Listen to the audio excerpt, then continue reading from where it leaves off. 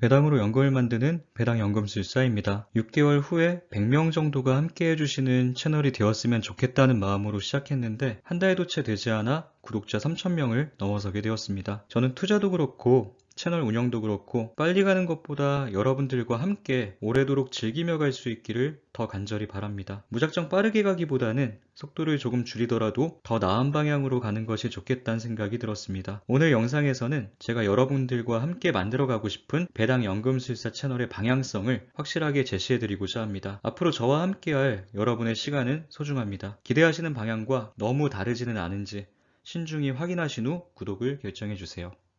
물론 첫 영상부터 시청해주시고 함께해주신 분들께서는 제가 어떠한 마음과 생각으로 투자에 임하고 있는지, 그리고 제가 어떤 방법으로 투자를 진행해 나갈 것인지 이미 충분히 알고 계실 겁니다. SOXL, TQQQ, 이항홀딩스 이 종목들만 놓고 본다면 저는 커다란 한방을 좋아하며 모아 아니면 도 스타일의 화끈한 투자를 즐기는 사람으로 비춰질 수도 있겠습니다. 분명히 자극적인 종목들이지만 저 종목에 투자하고 있는 제 생각과 마음은 별로 자극적이지 않습니다. 위험한 종목이지만 저 종목들을 충분히 조심스럽게 바라보고 투자에 임하고 있습니다. 보통 우리에게 닥치는 정말로 위험한 일들은 우리가 위험하다고 생각하지 않는 부분에서 시작되는 경우가 많습니다. 국내 시총 2위 기업인 SK 하이닉스에 투자하는 사람에게 하이닉스 투자 위험하니까 조심해 라고 경고하는 사람 보신 적 있나요? SOXL이나 TQQQ가 40% 이상 하락할 땐 역시 3배 레버리지는 위험해 라는 말들이 심심치 않게 들릴 것입니다. 반면 SK 하이닉스도 2021년 3월부터 10월까지 무려 7개월에 걸쳐 주가가 꾸준히 하락하며 40%의 하락이 찾아왔음에도 SK 하이닉스 투자자는 우량주에 투자하는 사람, 3배 레버리지 투자자는 겁없이 투자하는 사람이라는 편견을 가지신 분들이 많습니다. 개별 우량주 투자는 안전한 투자일까요? 애초에 안전한 종목이라는 것은 존재하지 않음에도 우리는 우리의 생각대로 어떤 종목은 안전한 종목, 어떤 종목은 위험한 종목이라고 말합니다. 물론 꾸준히 적자를 내고 있는 기업, 재정 상황이 좋지 않은 기업은 분명 위험할 가능성이 큽니다. 하지만 충분히 공부하고 자신만의 확실한 논리와 신념으로 투자를 한 것이라면 우리의 생각과 다르다고 해서 그 사람의 선택을 비난할 필요까지는 없습니다. 누구의 생각이 맞는지는 끝까지 가봐야 확인이 가능합니다. 삼성전자는 꾸준히 우상향 해왔으니 안전한 기업일까요? 지난 12년 동안 TQQQ는 10번 상승, 2번 하락. 삼성전자는 지난 12년 동안 7번 상승, 5번 하락. 연 기준으로 본 겁니다. 우상향했으니 안전한 기업이라는 논리로 접근을 한다면 TQQQ가 더 안전한 종목이 됩니다. 다만 변동성만 기준으로 놓고 보게 된다면 위험한 종목이 되는 것이죠. 이렇게 어떤 논리로 접근하냐에 따라 서로의 생각은 달라질 수 있습니다. 저는 항상 반대로 생각해보는 습관이 있습니다. 남들이 좋다고 할 때 정말 좋은 거 맞아? 남들이 안 좋다고 할 때 정말 안 좋은 거 맞아? 자신만의 프레임에 갇혀 자신과 다른 생각을 하는 사람을 안타깝게 보는 대신 저 사람이 왜 나와 다른 생각을 하는지 그 이유에 귀를 기울여 본다면 그 말이 맞던 틀리던 간에 우리가 얻을 수 있는 것들이 더 많을 것입니다. 그냥 제 생각은 그렇습니다.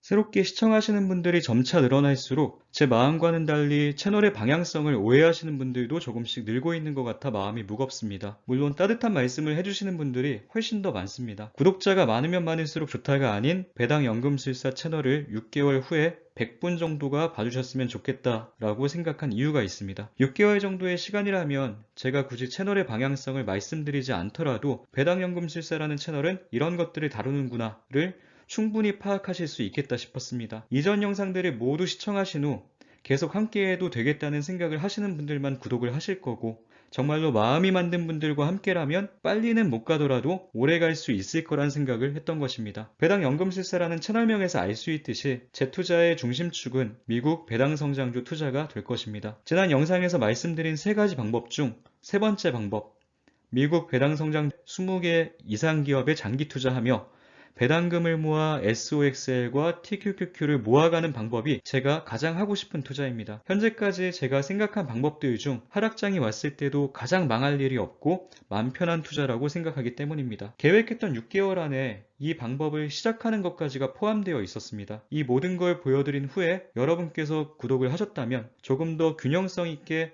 배당연금술사 채널을 바라보실 수 있었을 텐데 하는 아쉬움이 남습니다. TQQQ와 SOX의 10년 장기 투자, 한국, 중국, 미국의 성장주 투자, 그리고 미국 배당 성장주 투자. 현재 제가 진행하고 있는 투자 목록입니다. 저는 대박을 노리는 것보다 리스크를 분산시키는 것을 더 중요하게 생각합니다. 제가 하는 모든 선택에 항상 실패 가능성을 열어두고 있으므로 절대로 한 가지 방법으로만 투자를 진행해 나가지 않습니다. 그래서 여러분들께도 꼭 분산 투자하시기를 권유드리는 것이며, 큰 하락장까지도 맘 편히 버텨내기 위해선 3배 레버리지 ETF가 전부가 되어선 안 된다고 강조드리는 것입니다. 배당연금술사라면서 무슨 3배 레버리지야 라고 생각하시는 분들이 있으실 텐데요. 충분히 하실 수 있는 생각입니다. 생각만 하고 행하지 못하는 것을 나중에 후회하기 싫어서 다양한 시도를 해보는 것이며, 그중 하나가 3배 레버리지 장기 투자일 뿐입니다.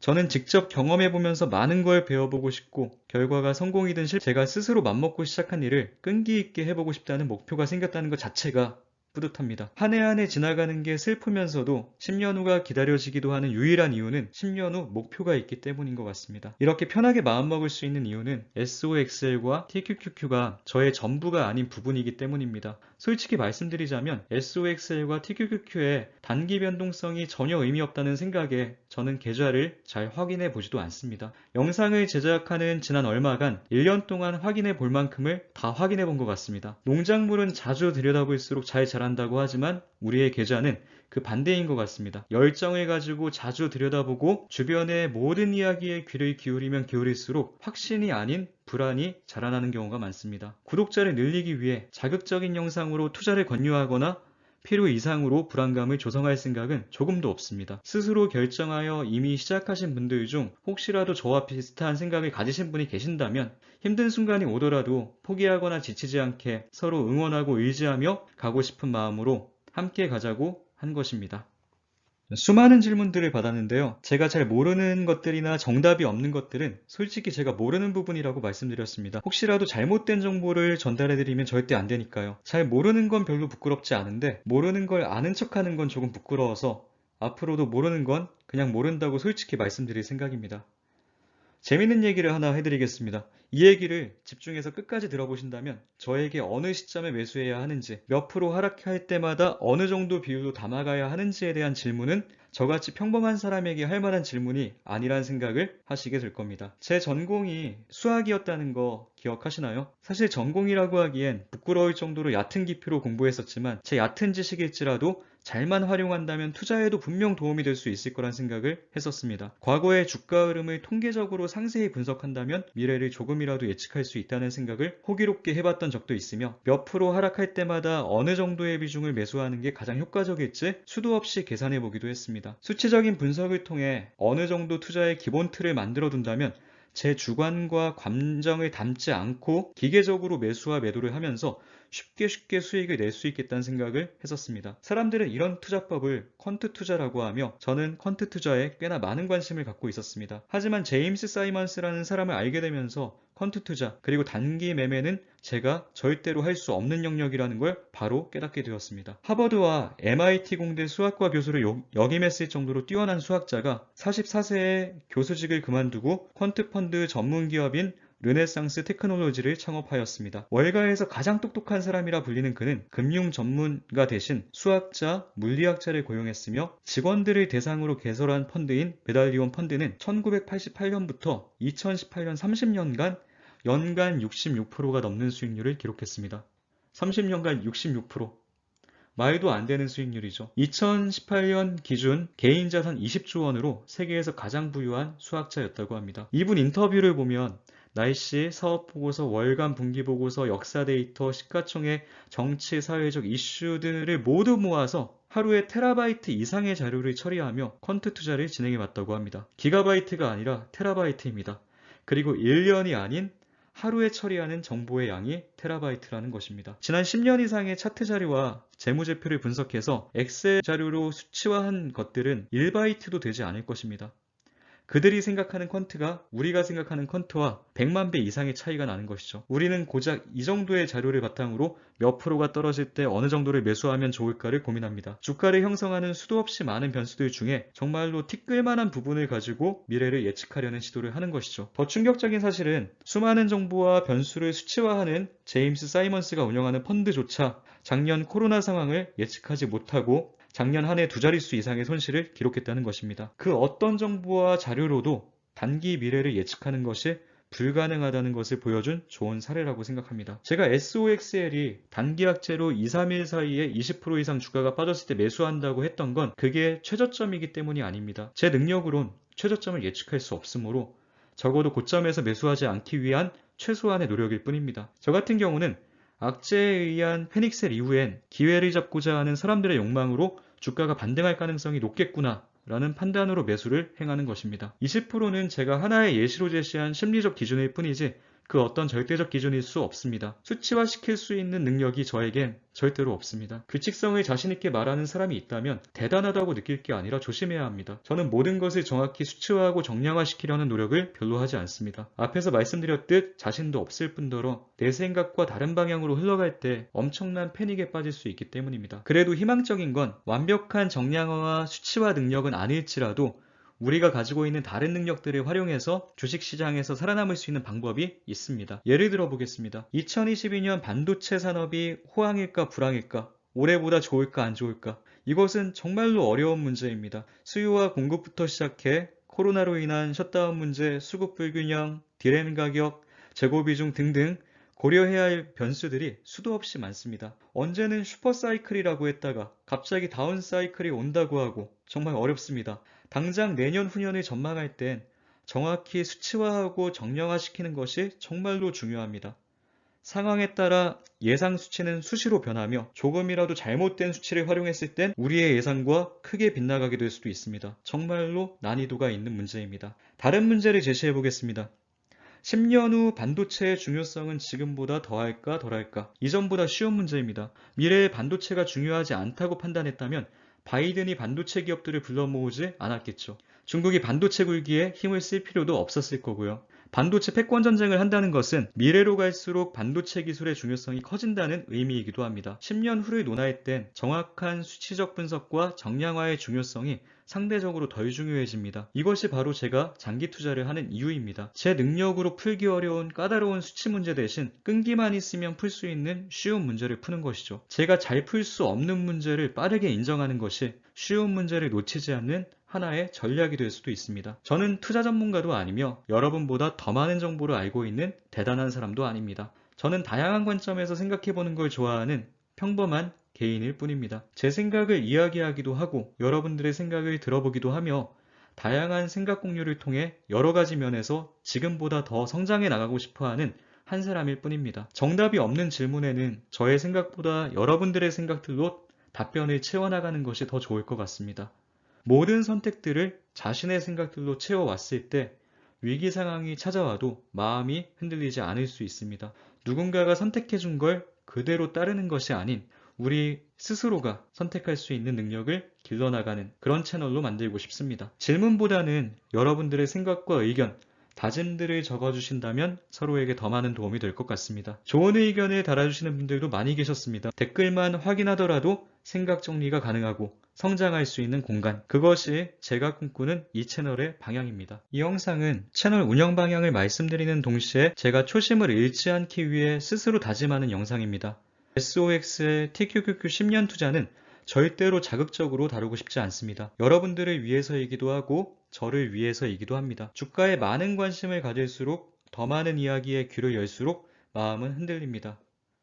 주가가 조금만 오르거나 내려도 영상들을 올리거나 현재 시장 상황과 각종 이슈 하나하나를 언급하며 여러분들의 마음을 조급하게 만드는 일은 없을 겁니다. 자극적인 영상들일수록 채널은 커져가겠지만 저는 이미 이루고 싶은 목표를 한 달 만에 다 이루었습니다. 더 큰 욕심 내려놓고 언제나 그랬듯이 그냥 제 스타일대로 가려고 합니다. 의도적으로 속도를 조금 줄여볼까 합니다. 한 분 한 분 남겨주시는 소중한 댓글에 모두 답변을 드리고자 노력하고 있지만 채널이 성장하면 성장할수록 답글을 남기는 속도보다 쌓여가는 댓글의 속도가 빨라지는 것이 정말 아쉽습니다. SOX의 TQQQ에 과한 열기를 조금 빼고서 갈 생각입니다.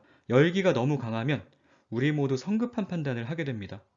미국 배당 성장주 투자 이야기와 함께 진행해 나가면서 3배 레버리지의 열기를 의도적으로 조금씩 식히면서 차분하게 생각하실 수 있는 시간을 드리고 싶습니다. 여러분에게 좋은 종목을 추천해드리고 분석해주는 일, 매수 매도 시점에 대한 기술적인 이야기는 투자 전문가도 아닌 제가 감히 여러분께 해드릴 수 있는 부분이 아닙니다. 저는 시황 자체에 예민하게 반응하지 않으려고 노력하는 편이기에 이 채널을 통해 시장에 대한 빠른 소식을 듣길 기대하시면 안 될 것 같습니다. 정말 솔직하게 말씀드리는 겁니다. 못하는 걸 말씀드렸으니 자신 있는 부분도 말씀드려 보겠습니다. 저는 계획 세우는 걸 좋아하고 계획 수립에 시간과 정성을 꽤 많이 쏘는 편입니다. 이 계획대로만 하면 반드시 성공할 수 있다는 확신이 들 정도로 계획을 세우는 편입니다. 저만의 소신을 갖고 남들과 다른 방향, 다른 방법일지라도 별로 불안해하거나 내가 잘못하고 있는 건 아닌지 고민에 빠지지 않는 이유는 제가 남들보다 더 많은 생각과 고민들로 계획을 세웠다는 확신이 있기 때문입니다. 웬만한 거엔 크게 마음이 동요하거나 쫄지 않는 편이고 저에게 있는 몇 안 되는 장점 중 하나는 바로 끈기입니다. 하락장이 오고 이곳저곳에서 다 공포심을 자극할 땐 이곳으로 찾아오세요. 하락을 미리 예측하고 함께 피할 수 있는 능력은 없지만 함께 온몸으로 버텨드리겠습니다. 현명하게 투자하는 방법을 익히고 하락장에서도 불안감 없이 버틸 수 있는 용기를 가지기 위해선 시간이 될 때마다 함께 투자 공부를 하며 좋은 생각들을 공유하면 좋을 것 같습니다. 공부 계획은 제가 열심히 세워보겠습니다. 갑작스럽고 큰 주가 하락에도 흔들리지 않고 자신의 투자에 확신을 가질 수 있는 유일한 방법은 공부밖에 없다고 생각합니다. 상승장은 대비할 필요가 없습니다. 우리는 하락장만 대비하면 됩니다. 배당 연금술사라는 채널의 성장성만 놓고 본다면 SOXL과 TQQQ에 대한 여러분들의 열기가 뜨거우면 뜨거울수록 좋습니다. 하지만 그 열기를 일부러 식히면서까지 미국 배당 성장주와 투자 공부, 생각 공유에 나누어 담으려고 하는 이유는 언젠가는 다가올 하락장에서 모두가 힘들어할 때 우리는 여유로운 마음으로 하락 이후에 찾아올 상승을 기다릴 수 있는 투자를 지금부터 준비해 나가기 위함입니다. 저도 부족한 게 너무 많아 여러분들과 함께 배워나가는 입장에서 투자 공부에 참여하고 싶습니다. 전문가들이 쓴 책과 산업 리포트를 읽으며 미래 유망 산업에 대해 조사해 보기도 하고 성공한 투자자들의 이야기가 담긴 서적을 통해 투자 방법과 마인드를 정립해 나가고 싶습니다. 책 속의 내용들을 그대로 받아들이는 것이 아니라 자신만의 생각을 정리하고 공유하는 시간이 되었으면 좋겠습니다. 좋은 생각이나 참고할 내용이 있으시면 댓글로 꼭 남겨주세요. 조금이라도 도움을 받은 댓글이 있다면 망설임 없이 서로 좋아요를 눌러주는 분위기가 형성되길 바랍니다. 그리고 SOX의 투자에 확신을 갖기 위해선 주가 흐름에 일희일비할 시간에 반도체 분야에 대해 조금 깊이 있게 공부해보고 싶습니다. TQQQ나 미국 배당 성장주 또한 마찬가지입니다. 우리가 보유한 기업들이 정말 오랫동안 함께할 만큼 가치 있고 대단한 기업들인지 아니면 아닌지 우리가 직접 생각해보는 시간도 가졌으면 좋겠습니다. 일상생활을 하다 보면 이런 일에 치이고 저런 일에 치이며 투자 공부는커녕 한 달 동안 책 한 권 읽는 것도 쉽지 않습니다. 제 시간을 조금 더 쪼개고 노력해서 여러분의 시간을 최대한 아껴드리고 싶습니다. 15분짜리 영상을 만들기 위해선 최소 15시간 이상씩을 투자합니다. 여러분께 도움이 될 수 있는 좋은 책을 찾아서 읽어보고 생각을 정리하려면 아마도 이전보다 더 많은 저의 시간을 녹여내야 할 것 같습니다. 녹여내는 그 시간만큼 투자에 대한 제 생각의 깊이는 분명 더 깊어질 것이고 마음은 더 단단해질 것이라고 믿고 있기 때문에 그만큼의 시간을 쏟으려 하는 것입니다.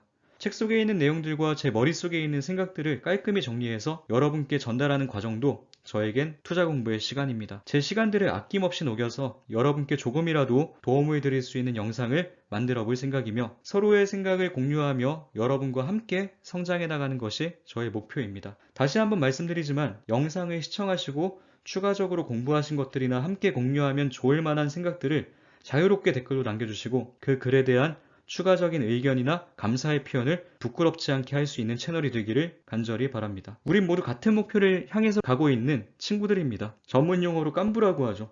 깐부끼리는 서로 상처 주지 말고 서로에게 힘이 되었으면 좋겠습니다. 제 영상이 아닌 여러분들의 댓글만 보더라도 서로 좋은 정보들을 주고받으며 함께 성장할 수 있는 채널, 이런 채널이 됐으면 좋겠습니다. 저는 매개체일 뿐 구독자님들께서 배당 연금술사라는 채널을 이끌어가는 주인공이 되셨으면 좋겠습니다. 빛이 걸음걸이라는 60대 구독자님께서 배연사님 투자 방식이라고 댓글을 남기셔서 배연사가 뭐지? 하고 잠시 생각을 했었습니다. 배당 연금술사 배연사. 아직 30대임에도 한 번에 알아듣지 못한 부끄러움이 강하게 밀려옵니다. 다음 영상에서는 배연사 투자 스터디 오리엔테이션을 진행할 예정입니다. 우리가 함께 공부해 볼 만한 책들은 이미 제가 다 선정해 두었으며 공부 순서와 계획까지도 어느 정도 구상을 끝낸 상태입니다. 오리엔테이션에 들어보시고 도움이 될 수 있겠다 싶으시면 많은 참여 바랍니다. 여기서 영상을 마치려다가 뭔가 아쉬워서 하나의 생각을 공유하고자 합니다. 하락 시 추가 매수에 대한 고민을 많이 하고 계신 것 같아서 같이 생각해보면 좋을 것 같은 내용을 하나 제시하고 끝내도록 하겠습니다. 분할 매수와 추가 매수, 뭔가 비슷한 느낌 같지만 상황에 대한 이해를 돕기 위해서 제가 임의로 구분 지어 보겠습니다. 분할 매수, 여러 차례에 걸쳐 나눠서 매수하는 것. 추가 매수, 이미 매수가 이루어진 이후 추가적으로 매수하는 것. 결론부터 말씀드리자면 저는 평균 단가를 낮추기 위한 추가 매수는 될 수 있으면 하지 않으려고 노력합니다. 예를 들어 저에게 2천만 원이 있다고 해보겠습니다. 이 중 1,000만 원을 SOXL에 투자하기로 결정했습니다. 4번에 걸쳐 충분한 시간을 나누고 투자하기로 결정했습니다. 분산 투자를 하는 거죠. 4번에 걸쳐 모든 매수가 이루어졌으며 제 평단은 $100라고 가정해 보겠습니다. 그런데 이게 웬일? 분명 분할 매수를 했는데도 갑작스러운 시장 악재에 의해 20%의 하락이 왔습니다. 저에겐 아직 1,000만 원이 있습니다. 평단을 낮추기 위해 1,000만 원을 추가로 투입할까요? 지금 고민은 계획했던 4번의 분할 매수가 끝난 이후 추가 매수를 할지 말지에 대한 고민입니다. 저는 웬만해선 하지 않는 편입니다. 처음 투자 계획이 1,000만 원이었고 모든 투자가 이루어진 상황이었다면 굳이 평단을 낮추겠다는 목적으로 남은 돈을 투입하진 않습니다. 1,000만 원을 투자한 상황에서 마이너스 20%의 하락이 왔을 때 1,000만 원을 추가로 투입해도 여전히 마이너스 10%입니다. 처음 계획의 2배로 자금이 들어갔음에도 마이너스 10%입니다. 그런데 여기에서 또 추가 하락이 일어날지 반등할지는 아무도 모릅니다. 반등하면 좋겠지만 추가로 20% 하락이 더 일어난다면 2,000만 원으로 마이너스 30%를 경험하게 되는 겁니다. 예상에도 없던 1,000만 원을 투입한 이후 마이너스 30% 하락. 심리적으로 버텨낼 수 있을까요? 차라리 1,000만 원으로 마이너스 20% 하락인 상태에서 그대로 마이너스 20% 하락을 추가로 맞이했다면 1,000만 원은 마이너스 40% 하락인 상태에서 현금 1,000만 원을 손에 쥐고 있는 상황이 됩니다. 반등을 기다릴 때 어떤 상황에서 마음이 더 힘들까요? 마이너스 30%나 마이너스 40%나 어떤 게 덜 힘들고 더 힘들고의 문제는 아닙니다. 그런데 이때 현금을 쥐고 있고 없고는 정말로 큰 차이입니다. 이러한 이유로 저는 평단을 낮출 의도로 처음 계획에 없던 자금을 투입하진 않습니다. 1,000만 원 투자에 1,000만 원 추가 매수를 예로 들었지만 실제로 우리는 1,000만 원 투자에 100만 원 추가 매수와 같이 초기 투자금에 비해 추가 매수금을 작게 투입하는 경우가 많습니다. 1,000만 원 투자 후 30%가 하락이 된 경우의 예를 들어보겠습니다. 이때 100만 원을 추가로 매수해도 마이너스 27%입니다. 마이너스 30%에서 마이너스 27%가 된 게 우리에게 큰 위로가 될까요? 아니면 100만 원이라도 손에 쥐고 있는 게 더 큰 위로가 될까요? 판단은 여러분들의 몫입니다. 상승장이 왔을 때는 기록을 잘 안 해두는 편인데 하락장이 왔을 때는 언제나 그때의 상황과 제 생각들을 기록해둡니다. 다음에 하락장을 맞이했을 때 이번이 처음이 아니며 이전에도 나는 잘 버텼다는 것을 저에게 알려주기 위함입니다. 블로그 글을 비공개로 한 것은 하락장을 버틸 땐 저를 스스로 칭찬하며 위로하는 글들이 많아서 남들 보여주기가 창피해서입니다. 이 글도 공개를 할까 말까 고민했지만 추가 매수 후에 일주일 만에 마이너스 40%를 경험했었다는 이야기를 여러분께 보여드리기 위해서 공개를 하는 겁니다. 제가 여러분께 인내심을 갖고 다음 하락장이 올 때 분할 매수를 해야 한다 라고 자신있게 말씀드릴 수 있었던 것은 사실 제가 경험했던 실수가 있었기에 가능한 것입니다. 잘한 것은 기억할 필요가 없습니다. 노력 안 해도 어차피 기억이 납니다. 하지만 실수나 실패는 우리 기억에서 지우고 싶은 경우가 많습니다. 하지만 실수를 기록으로 남겨둔다면 다음번에 같은 실수를 반복할 확률이 현저히 줄어들게 됩니다. 지금까지는 블로그에 비공개 글로 남겼지만 앞으로는 하락장이 올 때마다 제가 버텨내는 과정을 유튜브 영상으로 남겨둘 생각입니다. 시간이 흘러서 비슷한 상황이 왔을 때 이전 하락 영상들을 보면 조금 더 용기가 생길 것 같습니다. 여러분들도 반드시 여러분만의 투자 과정을 기록으로 남겨두시길 바랍니다. 어느 시점이 될진 모르지만 우리는 큰 하락장을 수도 없이 버텨내야 할 겁니다. 10년이라는 시간 동안 끝까지 무너지지 않기 위해선 뜨거운 열기를 조금은 가라앉히고 하락장 속에서도 심리적으로 흔들리지 않을 만한 장치들을 지금부터 조금씩 만들어두는 게 좋을 것 같습니다. 충분한 생각 공유와 투자 공부를 통해서 투자 방법적인 측면, 마인드적인 측면에서 우리가 다 함께 성장할 수 있기를 바랍니다. 감사합니다.